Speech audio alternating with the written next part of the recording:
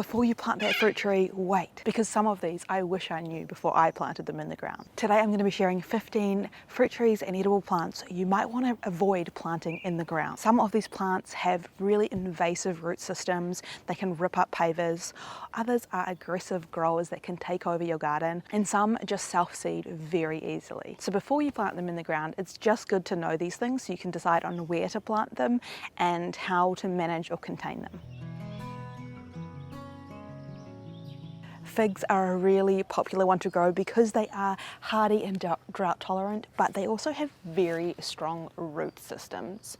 So they're one that you want to plant away from structures and pavers because they can do some serious damage with their roots. When you plant figs in the ground, they tend to put a lot of energy into growing really big and not necessarily fruit. But when they're in a pot, they're restricted to growth, so they can often put on a lot of fruit really quickly and be a super productive potted fruit tree. So no matter whether you are planting in an urban garden or on acreage, then I'd definitely consider where you're planting a fig and keep it away from any structures, concrete or pavers.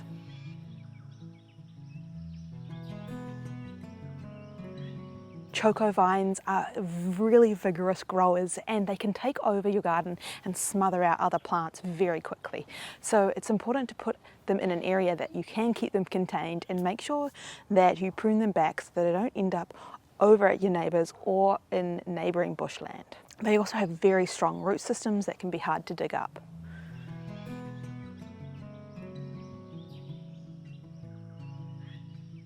Nasturtiums are one that self-seed incredibly easily and rapidly, especially in warm climates or in the summertime. I love growing them, but it is important to know how rapidly they do reproduce and to keep them in contained areas. I now have seedlings popping up all through my lawn.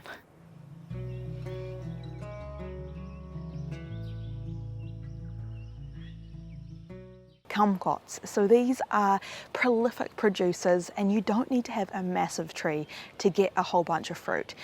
By planting them in the ground like I have here, I'm going to end up overwhelmed with the amount of fruit because you don't really eat them a lot fresh, and they're great for cocktails and drinks, but they're something you're going to use more in preserves, making jams and chutneys. And so having a massive tree is going to be overwhelming and it could end up more of a chore, whereas growing in a pot you're going to get a whole lot of fruit, but you're not going to be taking up that valuable space in the ground. I wish I hadn't planted this one in the ground, but it's there and I'm going to keep it well pruned.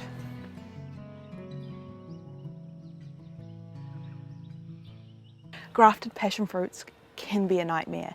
They have really invasive roots that can travel for miles underground and are so hard to get rid of. They can even overtake the vine and you end up with no edible fruit, just a weedy pest. So I always suggest growing from seeds or from cuttings so that you don't have that problem. And if you do want to grow a grafted passion fruit, then maybe try it in a contained garden or in a pot so you don't run into any issues.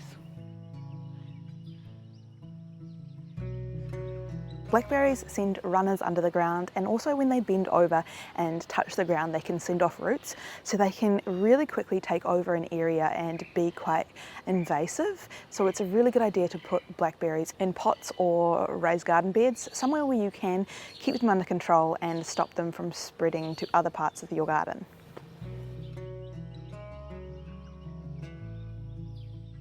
Loquats are delicious. They're one of my favourite fruits, but the trees can get really large really quickly and shade out a huge part of your garden. The birds also love loquats and they spread the seeds really easily, making them become invasive. So it's really important to bag or net the fruit, which can be hard when it's a massive tree. So to overcome this, keep them well pruned and use a net, or grow them in a pot and keep them smaller.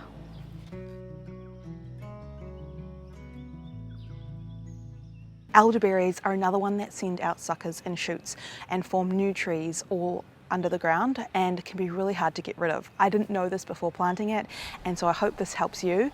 I still have suckers that I am pulling out, and I removed the tree like a good year or 2 years ago at this point. If you're finding this video helpful, then please give it a like so it can help other people find my content and get more tips from the garden.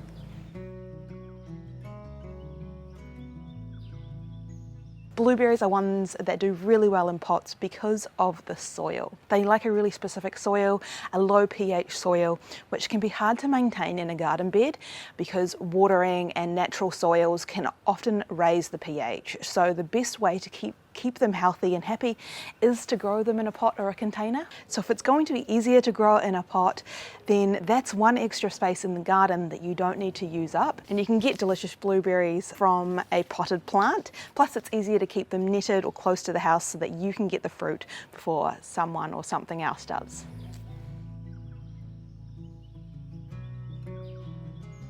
Lemon balm is one of my favourite herbs. They really aggressively self-seed, so it's important to use this more in pots and containers than planting it in the garden, because otherwise you'll have lemon balm seedlings popping up everywhere.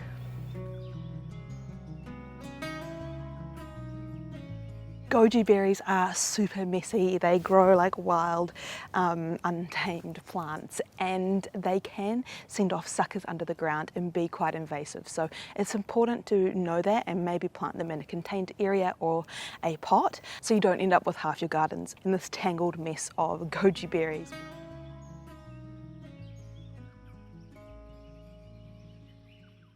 Malabar spinach is another one that self-seeds really easily, and so it can quickly take over.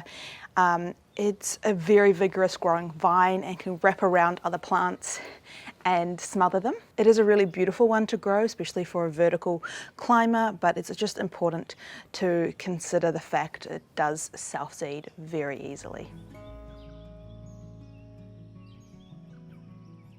Jerusalem artichokes are another one that you want to keep contained because they can spread really rapidly through the ground. Having them in a raised bed or some garden that has quite a deep edging structure to stop it spreading is a really good idea.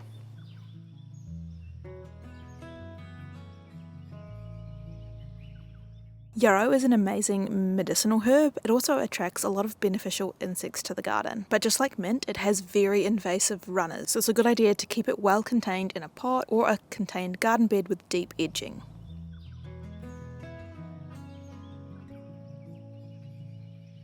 And obviously mint was going to make the cut.